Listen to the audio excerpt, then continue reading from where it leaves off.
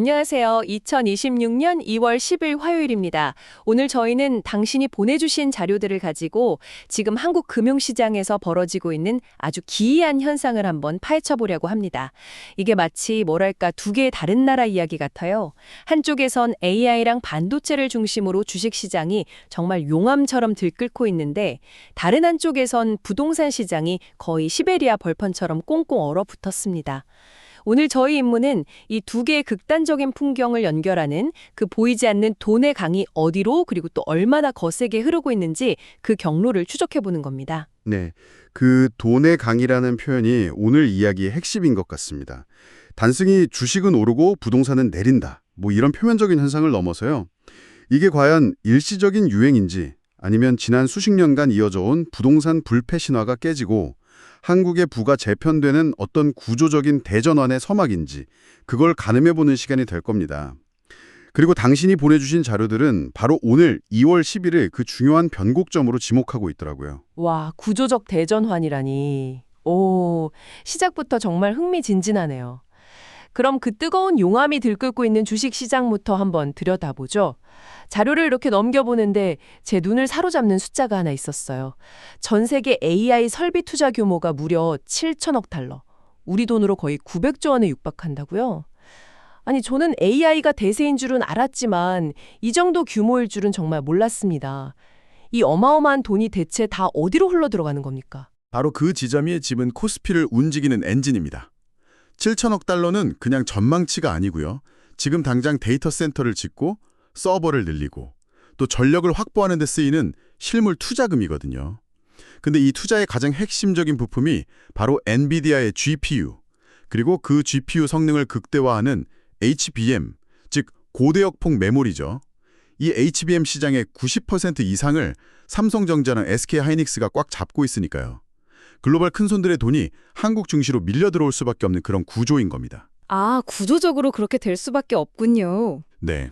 자료에 나온 수급 데이터를 보면 이걸 명확히 알 수 있죠.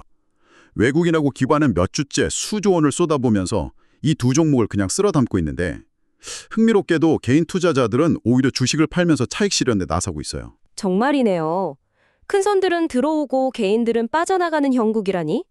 이건 마치 파도의 방향이 바뀌고 있다는 신호 같기도 한데요. 그런데 이 열기가 대형주에만 머무는 것 같지도 않아요. 자료를 보면 코스닥 시장은 거의 광풍 수준입니다. 이름에 AI나 로봇자만 들어가면 급등하고 심지어 직접적인 관련이 없어 보이는 의료기기 회사까지 의료 AI 테마로 묶여서 상한가를 기록하고 있네요. 자료에서는 이 상황을 변동성이 매우 크다 이렇게 좀 점잖게 표현했지만 제가 보기엔 이런 완전 19세기 서부 개척 시대에 금광 발견됐다는 소문 듣고 너도 나도 달려가는 골드러시 같아요. 이게 건강한 현상이라고 볼 수 있을까요? 그 골드러시 비유가 아주 정확합니다. 실제로 금을 캐는 사람보다 그 옆에서 청바지나 곶괭이를 파는 사람이 더 큰 돈을 번다는 말처럼 지금 시장도 비슷한 양상을 보이고 있거든요. 대형주가 실제 AI 인프라 구축이라는 금을 캐는 역할이라면 중소형 테마주는 금을 캘 수 있을 것이라는 어떤 기대감 하나로 움직이는 그런 투기성 자금이 몰린 결과로 봐야 합니다. 아, 기대감 하나로요? 네, 투자 심리 분석 자료를 보면 강한 낙관론이 시장을 지배하고 있고 개인 투자자들의 추격 매수, 그러니까 포모 심리가 거의 극에 달해 있다고 나와요. 물론 모든 기술 혁명은 초기에 이런 과열이나 거품을 동반하긴 합니다. 하지만 여기서 당신이 스스로에게 던져야 할 질문은 바로 이것입니다. 내가 지금 투자하려는 것이 과연 실제 금맥에 연결된 것인가? 아니면 그저 반짝이는 돌멩이에 불과한 것인가? 금맥이냐, 돌멩이냐? 아주 중요한 질문이네요. 알겠습니다.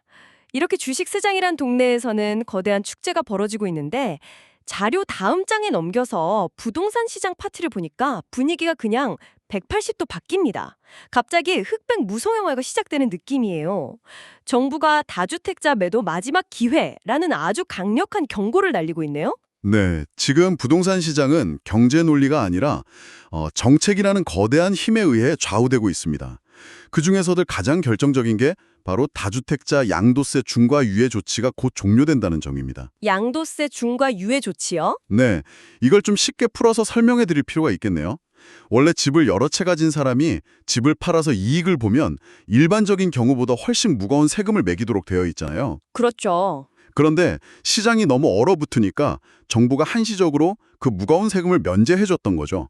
이제 그 유예 기간이 끝나간다는 겁니다. 아, 쉽게 말해서 정부가 지금이 마지막 기회에 팔지 않으면 나중에는 세금 폭탄을 맞게 될 것이라는 아주 명확하고 강력한 신호를 시장에 보내고 있는 셈입니다. 와, 그건 정말 강력한 압박이네요. 정부가 거의 집을 팔라고 등을 떠미는 수준인데요. 그런데 결과는 좀 이상하게 나타나는 것 같습니다. 자료에 나온 거래량 데이터를 보니까 서울 아파트 거래량이 역대 최저 수준으로 급감했어요. 거래 절벽을 넘어서 거의 거래 실종 수준입니다. 이건 마치 뮤지컬 체어 게임에서 음악이 멈췄는데 아무도 자리를 안 옮기고 서로 눈치만 보면서 얼어붙어 있는 모습 같아요. 왜 이런 현상이 나타나는 거죠? 그 뮤지컬 체어 비유가 현재 시장 심리를 완벽하게 설명해 줍니다. 매도자, 그러니까 집을 팔아야 하는 다주택자들은 정부 압박 때문에 팔아야 한다는 건 알지만 손해보고 급매물로 던지기는 싫은 겁니다. 조금만 버티면 다시 오르지 않을까 하는 그런 미련을 버리지 못하는 거죠. 아, 버티는 거군요. 그렇죠. 반면에 매수자들은 정반대입니다. 금리는 여전히 높고 정부는 계속 집값을 잡겠다고 하니 지금 사면 상투 잡는 거다. 분명히 가격은 더 떨어질 것이라고 기대하면서 기다리고 있고요. 팔려는 사람과 사려는 사람의 생각이 완전히 다르네요. 네. 이렇게 팔려는 사람의 희망 가격과 사려는 사람의 기대 가격 사이에 거대한 협곡이 생긴 겁니다. 누구도 먼저 움직이려 하지 않는 이 교착 상태, 이 거래 마비가 바로 부동산에 묶여있던 거대한 자금이 다른 탈출구를 찾게 만드는 가장 큰 원인이 되는 겁니다. 돈은 고여있는 걸 가장 싫어하니까요. 아, 이제야 그림이 좀 맞춰지네요. 한쪽에서는 활발하게 돈이 돌면서 새로운 기회를 만들어내는 뜨거운 시장이 있고, 다른 한쪽에서는 돈이 꽉 막혀서 옴짝달싹 못하는 차가운 시장이 있는 거군요. 이 두 개 완전히 다른 세상이 어떻게 연결되나 싶었는데 바로 이 돈의 속성 때문이었군요. 그래서 당신이 보내준 자료에서 오늘 2월 11일 구조적 전환일이라고까지 표현한 거고요. 이건 그냥 자금이 조금 이동하는 수준이 아니라 뭔가 거대한 흐름이 바뀌는 날이다, 이런 의미로 들리는데요. 바로 그겁니다. 오늘 분석의 가장 중요한 통찰이죠. 이건 두 개의 독립된 시장에 대한 이야기가 아니라 거대한 압력 차이 때문에 하나의 댐에서 다른 댐으로 물이 쏟아져 들어가는 것과 같은 그런 유기적인 현상입니다. 부동산이라는 거대한 저수지는 정책이라는 변수 때문에 수문이 닫히고 투자 매력이라는 수위는 계속 낮아지고 있어요. 네. 거기에 갇혀있던 자금 혹은 그곳으로 가려던 자금이 더 이상 머무를 이유를 찾지 못하고 터져나와서 AI와 반도체라는 확실한 성장 스토리가 있는 주식시장이라는 저수지로 방향을 틀고 있는 겁니다. 아, 그러니까 부동산 시장의 한파가 역설적으로 주식시장의 불쏘시개가 되고 있는 상황이군요. 맞습니다. 오늘 자금이동 관련 데이터를 보면 그 속도가 눈에 띄게 빨라지기 시작했습니다. 그래서 자료의 분석가들이 오늘을 자금의 대이동, 즉 The Great Rotation이 본격화된 상징적인 날로 평가하는 겁니다. 자금의 대이동이라 정말 거대한 변화의 한가운데 우리가 서 있다는 느낌이 듭니다. 자, 그럼 이 거대한 흐름 속에서 우리는 어떤 자세를 취해야 할까요? 당신의 자료에는 아주 구체적인 투자 전략까지 담겨 있더라고요. 먼저 주식시장부터 살펴보죠. 핵심주 보유, 테마주 이익 실현, 이렇게 요약되어 있는데 좀 더 풀어주시죠. 네, 전략의 핵심은 파도의 중심에 머물되 잔물결에 휩쓸리지 말라는 겁니다. 중장기적으로 AI 혁명을 이끌어갈 삼성전자, SK하이닉스 같은 반도체 핵심주나 AI 인프라 관련주, 이런 종목들은 지금의 상승세가 단순한 거품이 아닐 가능성이 높다고 보고 계속 보유하라는 의견이고요. 그게 바로 금맥이라는 거군요. 그렇죠. 진짜 금맥에 투자하는 것과 같죠. 하지만 단기적으로 급등한 일부 중소형 테마주, 아까 말했던 그 반짝이는 돌멩이들은 과열 신호가 뚜렷하니까 이익을 실현해서 리스크를 관리하라는 조언입니다.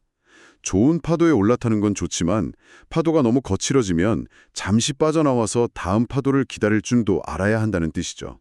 핵심과 비핵심을 명확히 구분하라는 거군요. 그렇다면 부동산 전략은 어떻습니까? 주식과는 완전히 정반대의 접근법을 제시하고 있던데요. 실수요자는 하반기까지 관망, 투자자는 핵심지 외 접근 금지. 이건 거의 시장에 들어오지 말라는 경고처럼 들립니다. 훨씬 더 보수적이고 신중한 접근을 요구하는 거죠. 실수요자, 그러니까 집을 사서 직접 살아야 하는 사람이라면 굳이 지금처럼 가격 하락 가능성이 높고 불확실성이 큰 시점에 서둘러 진입할 필요가 없다는 겁니다. 자료에서는 적어도 정부 정책의 효과가 시장에 완전히 반영되고 또 금리 인하에 대한 기대감이 생기는 2026년 하반기까지는 시장을 지켜보는 편이 유리하다고 분석하고 있습니다. 투자 목적이라면요. 투자의 목적이라면 훨씬 더 엄격합니다. 앞으로 가격 방어가 가능한 서울의 소수 핵심 지역을 제외하고는 아예 쳐다보지도 말라고 경고하고 있죠. 그리고 가장 중요한 메시지는 다주택자들을 향한 겁니다. 세금 유예라는 마지막 탈출구가 닫히기 전에 올 상반기 내에는 반드시 매도를 검토하라는 아주 구체적인 행동 지침을 제시하고 있습니다. 어느 시장이 순풍을 타고 있고 어느 시장이 역풍을 맞고 있는지 명확하게 알려주는 겁니다. 오늘 이야기를 종합해 보니까 정말 한국 금융시장의 지각이 흔들리고 있다는 게 느껴집니다.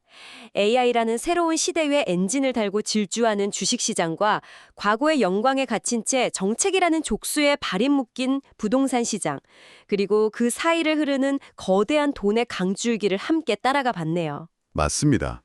오늘 당신과 함께 분석한 자료들은 2026년 2월 11일 한국의 부가 전통적인 자산인 부동산에서 미래 기술을 담은 주식으로 그 무게중심을 옮기기 시작한 의미 있는 날로 기록하고 있습니다. 자, 이제 마지막으로 당신이 앞으로 이 시장을 계속 지켜보면서 생각해 볼 만한 질문을 하나 던져드리고 싶습니다. 한국 가계자산의 70% 이상이 묶여있는 이 거대한 부동산 시장에서 빠져나온 자금이 상대적으로 규모가 훨씬 작은 주식시장으로 계속해서 밀려 들어온다면 과연 어떤 일이 벌어질까요? 이 거대한 유동성이 기술주에 우리가 상상하지 못했던 새로운 기회를 만들어낼까요? 아니면 걷잡을 수 없는 거품을 형성하게 될까요? 어쩌면 이것이 수십 년간 이어져온 한국의 투자 지형도 자체를 근본적으로 바꾸는 계기가 될 수도 있지 않을까요? 이 질문에 대한 자신만의 답을 찾아가는 과정이 앞으로 당신의 자산을 지키고 키우는 가장 중요한 나침반이 될 겁니다.